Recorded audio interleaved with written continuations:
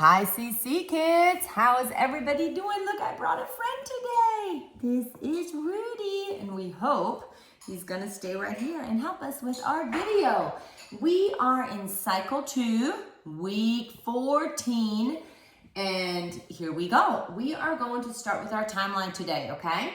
So the timeline starts with Columbus. We're going to make a C for Columbus, and he sails, so we're going to put the C on a boat. Sails to the Caribbean, another C. We're just going to keep that. That is the first one. Then we're starting a new age. There he goes.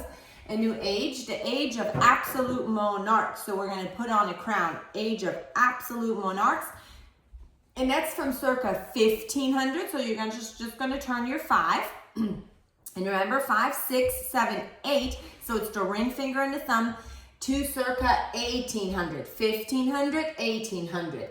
And then we have the Protestant, a P for Protestant, Reformation, 2 R's that are switching over. Protestant, Reformation, Spanish, it's our sign for Spain.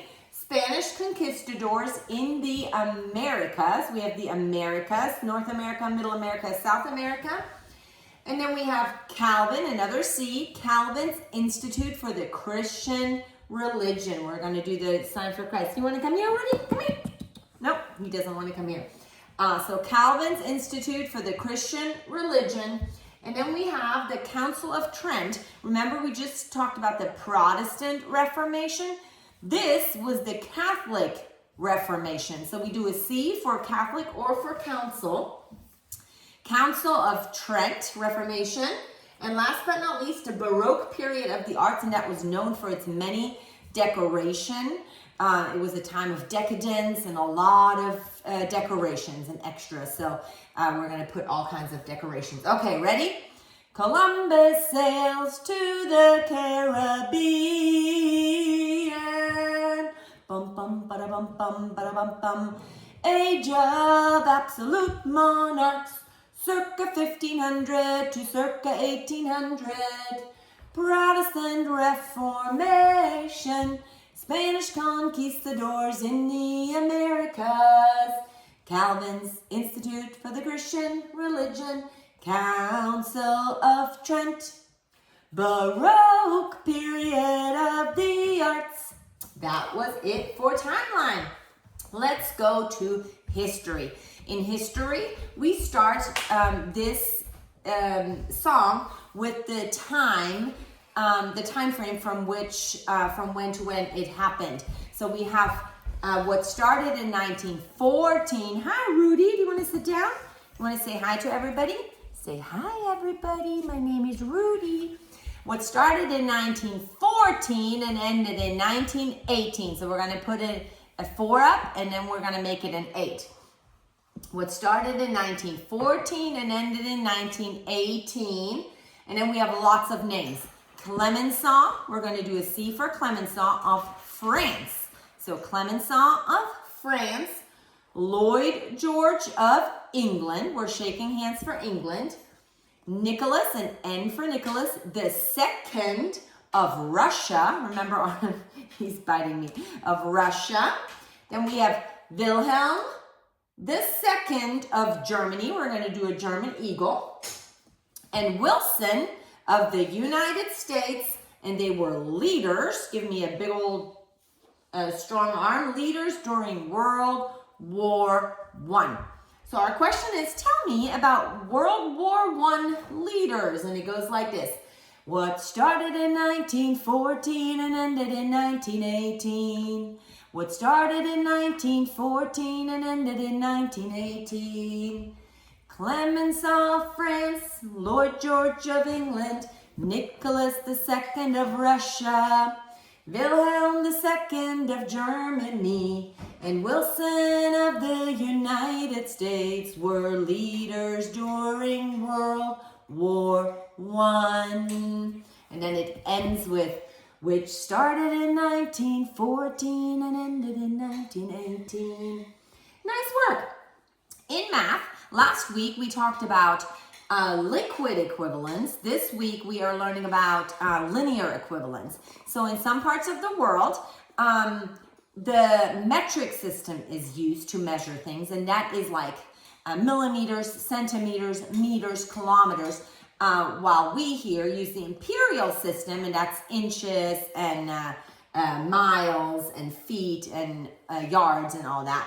And we're going to give some equivalents, some conversions. And it goes to the melody of supercalifragilistic, and it goes like this. Ready? What are the linear equivalents? 2.54 centimeters equals 1 inch. 12 inches equals 1 foot.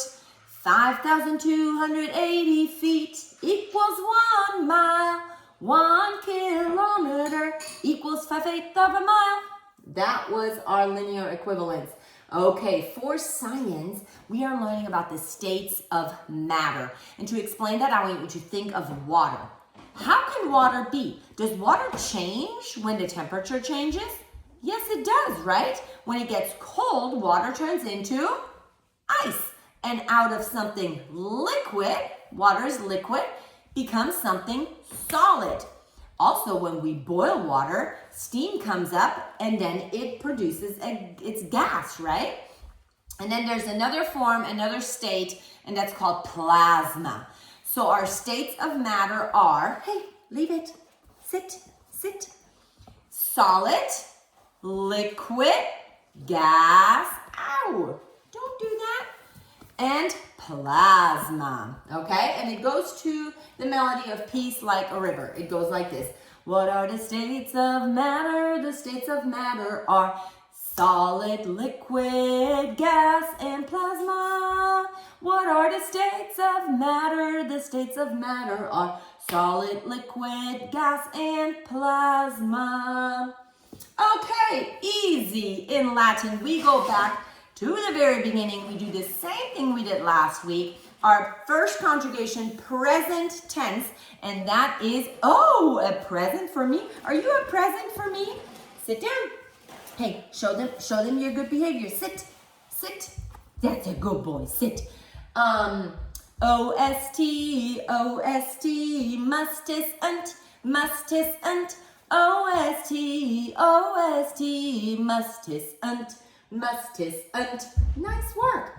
Okay, in English, guess what? No more indefinite pronouns. We have done those for week 11 and week 12 and week 13. We are on to something new, and that is an adverb. And I'm going to say it, and then I'm going to tell you what melody we're singing it to. So an adverb modifies a verb, an adjective, or another adverb, and it answers the questions how, when, where, and why. Okay, ready? And it goes to a melody of Zacchaeus was a wee little man. You're just in bitey mood. Maybe Laura needs to bring us a chew toy. Okay. An adverb modifies a verb, an adjective, or another adverb, and answers the questions how, when, where, and why. Nice work. Last but not least, we have geography. And if you remember, when we learned our European seas, European waters, we learned about the Baltic Sea. Do you guys remember that? And today we're going to learn about some of the countries that are right by the Baltic Sea. And it's pretty cool because they make a sandwich by the Baltic Sea. Hey, settle. Here, there comes the Yeti spaghetti. They make a sandwich by the Baltic Sea. Listen up, it goes like this. Baltic Europe makes a sandwich by the sea. First, on the top comes Estonia, then comes Latvia, then comes Lithuania, and the plate is Belarus. They are all kind of being held together. It's more like a pita bread.